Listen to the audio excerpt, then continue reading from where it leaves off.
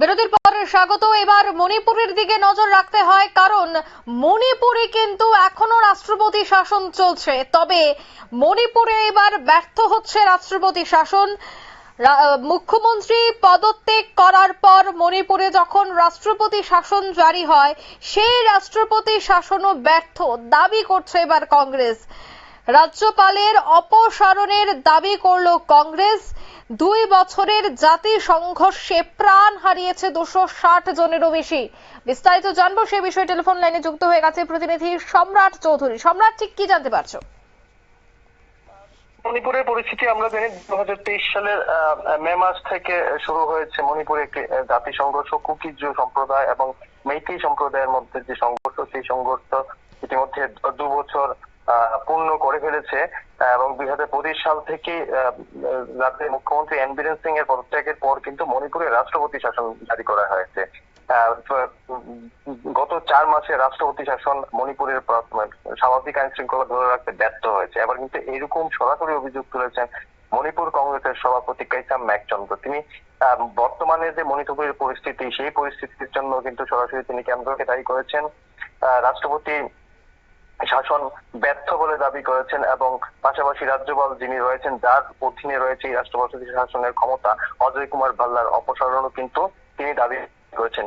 যে প্রসঙ্গে তিনি তার এই দাবি, সেটি ঘটনাটি হচ্ছে গত 20 মে শিরুইল লিলি উৎসব, মণিপুরের একটি খুবই জাঁকজমকপূর্ণ এবং জনপ্রিয় উৎসব। সেই উৎসবে যাওয়ার সময় সাংবাদিকদের একটি বাসে মণিপুর রোড ট্রান্সপোর্ট লেখা ছিল, যেখানে মণিপুর শব্দটি নিয়ে যে দায়িত্বপ্রাপ্ত নিরাপত্তা রক্ষীরা ছিলেন, মণিপুর শব্দে তাদের আপত্তি ছিল এবং তারা রীতিমতো জোর করে সেই গাড়িতে মণিপুর শব্দটি মুছে ফেলে সেই জায়গাতে সাংবাদিকদের যাওয়ার অনুমতি দেওয়া হয়, কিন্তু সাংবাদিকরা যাননি এবং ফিরে আসেন। এই ঘটনায় গোটা মণিপুরের সাংবাদিক সহ দেশের সমস্ত সংবাদ মাধ্যম কর্মীরা, সাংবাদিকরা কিন্তু খুবই অপমান বোধ করেন।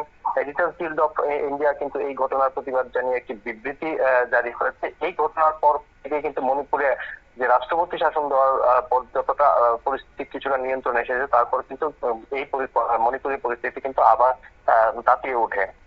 কোকুমো আমরা জানি মেইতেই জাতিগোষ্ঠী সম্প্রদায়ের একটি সমন্বয় সংগঠন। সেই সংগঠনের তরফে কিন্তু ইতিমধ্যে এই ঘটনার প্রতিবাদ একটি বন্ধ ডাকা হয়েছে। গত বৃহস্পতিবার এবং শুক্রবার 2 দিনই মণিপুরে বন্ধ পালিত হয় এবং এই ঘটনায় এবার প্রতিবাদ জানিয়েছেন কংগ্রেসের সভাপতি, যার দাবি মণিপুরে রাষ্ট্রপতি শাসন ব্যর্থ।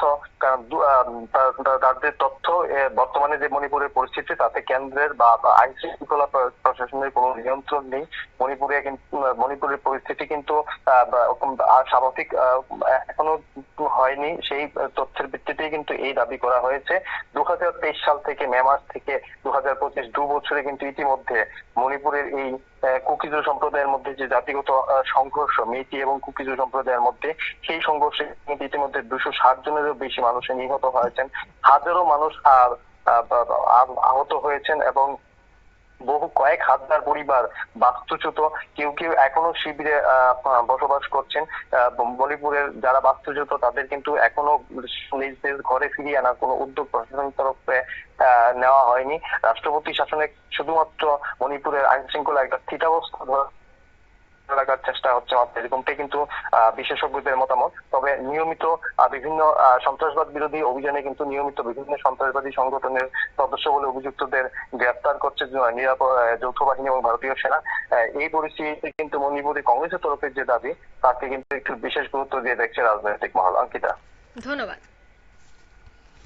অর্থাৎ 2 বছরে দেখা গেছে যে সব থেকে বেশি সংঘর্ষ হয়েছে মণিপুরে এবং 2 গোষ্ঠীর মধ্যে যে সংঘর্ষ, সেই সংঘর্ষের তীব্রতা এতটাই গিয়ে পৌঁছায় যে সেখানে রাষ্ট্রপতি শাসন জারি করতে হয়েছে। রাজ্যপাল সমস্ত দায়িত্ব সেখানে পালন করছেন, কিন্তু এবার রাজ্যপালকে অপসারণ করতে হবে, এই দাবিতে এবার সরব হয়েছে কংগ্রেস। এখন দেখার বিষয় তাদের এই দাবির কতটা সত্যতা বেরিয়ে আসে, বা সত্যি কি রাজ্যপালকে অপসারণ করা হবে। এই বিষয়টা নিয়ে যদিও জল ঘোলা হচ্ছে, তবে সময় সবটা বলবে। নিয়ে নিচ্ছি ছোট্ট একটি বিজ্ঞাপন বিরতি, সঙ্গে থাকুন।